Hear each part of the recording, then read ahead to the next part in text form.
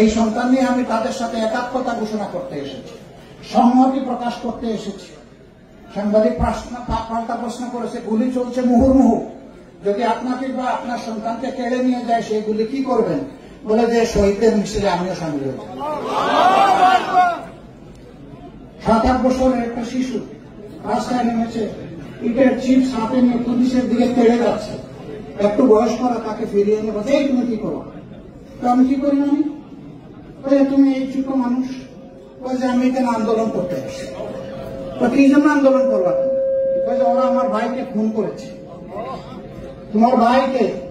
বলে আমার ভাই আবু সাইদ। তোমার বাড়িতে রংপুর? না, আমার বাড়ি ঢাকায়। তাহলে তোমার ভাই হলো সে কেমনে? ওই যে জাতির জন্য জীবন দিয়েছে সেই আমার আসল ভাই। তোমার মা বাবা আছে? আছে। যদি তোমাকে গুলিয়ে ফুড়োফুড় করে, বলে যে শহীদ হয়ে যাবো। তোমার মা বাপ কাঁদবে না? না, আসার সময় চুমু দিয়ে আসছি, বলছি যে অনেকেই শহীদ হয়ে গেছে, আমি যদি শহীদ হয়ে কেত না। এই বাচ্চাকে এই বুঝ কে দিল? এটা তো টেলিভিশনে আপনারা সবাই দেখেছেন। আমাদের কে দিল? আল্লাহ সুবহানাহু। মানুষ এতটাই মজলুম ছিল যে কুলের শিশু কুলে নিয়ে মা রাস্তায় নেমেছেন, আর 7-8 বছরের শিশু যুদ্ধ করতে চলে এসেছে। আল্লাহ তাআলা শহীদানের রক্তের পবিত্র ফোঁটা আর মজলুমের চোখের পানির ফোঁটা কবুল করেছে। আলহামদুলিল্লাহ, এই জন্য আল্লাহ আমাদেরকে নাজাত দিয়েছেন। এখন এদেশের রাজনীতিবিদদের উপর গুরুদায়িত্ব অর্পিত হয়েছে। আগের মতো পাগলামি এবং বোকামি করলে আগামীর প্রজন্ম আমাদেরকে ক্ষমা করবে না। আমাদেরকে দায়িত্বশীলতার এবং দেশপ্রেমের পরিচয় দিতে হবে।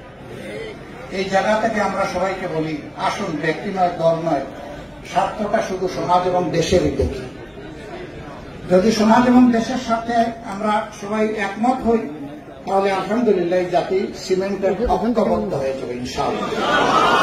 আর যে জাতি ঐক্যবদ্ধ থাকে তাদের মাথায় কেউ কাঁঠাল ভেঙে খাওয়ার সাহস করে না, কোন ষড়যন্ত্র কাজে লাগবে না। একের পর এক ব্যর্থ হচ্ছে, আরো ষড়যন্ত্র করলে সবগুলো ব্যর্থ হবে ইনশাআল্লাহ। আমরা যুবকদের ব্যাপারে আশাবাদী, তোমরা ঐক্যবদ্ধ থাকো, শক্তভাবে থাকো। তোমাদের সাথে শুধু দেশের মানুষ নয়, প্রবাসে যারা আছে তারাও আছে। তোমরা যখন যুদ্ধ করেছ রাজপথে মুখ চিতিয়ে, প্রবাসীরা তখন যুদ্ধ করেছে রিমিটেন্স বন্ধ করে, তখন বহু দেশে আওয়াজ তুলেছে, সেই দেশের মিছিল নিষিদ্ধ, সেই দেশের স্লোগান নিষিদ্ধ, কিন্তু দেশের মায়েরগুলো ভুলে গিয়ে করেছে, তারপরে জেলে চলে গেছে। এখনো সেই রকম বহু প্রবাসী জেলে আছে। আমি সরকারের কাছে দাবি জানিয়েছি, আজকেও দাবি জানাই, যত সম্ভব তাড়াতাড়ি তাদেরকে সম্মানের সাথে মুক্তির ব্যবস্থা করবে। সম্মানিত ভাইয়েরা, এই জন্য আমরা খুবই আশাবাদী জাতি যে আলহামদুলিল্লাহ আমাদের জাতি দেশে বিদেশে এখন আর কোন দুরাচার স্বৈরাচার চায় না, কোন ফ্যাসিস্ট চায় না, কোন দুর্নীতিবাজ চায় না, কোন দুঃশাসন চায় না। আমাদের দেশের মানুষ একটু সৎ শাসনের দিকে যেতে চায়। তো মানুষের দল থেকে বাছাই করবেন সে দলটা কে হতে পারে, আদর্শ বাছাই করবেন কোন আদর্শ মানুষকে এমন বানাতে পারে। আমি আল্লাহর নামে ভরসা করে শপথ খেয়ে বলছি, এই আদর্শ হচ্ছে আল ইসলাম, শাসন হচ্ছে আল কোরআন, রাষ্ট্র পরিচালনা হচ্ছে মদিনা। এইভাবে যখন বাংলাদেশকে সাজানো হবে, বাংলাদেশ বিশ্বের বুকে ইনশাআল্লাহ মর্যাদার আসনে প্রতিষ্ঠিত।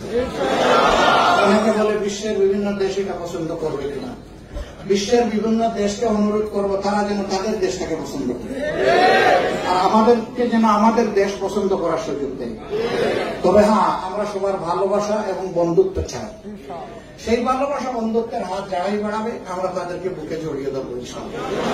জাতির উন্নয়ন অগ্রগতির যারাই পার্টনার হবে আমরা তাদের প্রতি শ্রদ্ধা এবং কৃতজ্ঞতা জানাবো। তবে আমরা আশা করবো যে কেউই আমাদের উপর আর খবরদারি করতে আসবেন না। যদি আসেন এটা হবে দুঃখজনক, কারণ তারাও চান না যে তাদের জাতির উপর কেউ খবরদারি করে।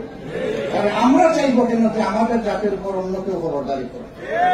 সম্মানিত ভাইয়েরা, এই জন্য আল্লাহ তাআলা আমাদেরকে উচ্চ ঈমান এবং গভীর দেশপ্রেম দান করে। একেবারে বুক ভরেই দোয়া করি।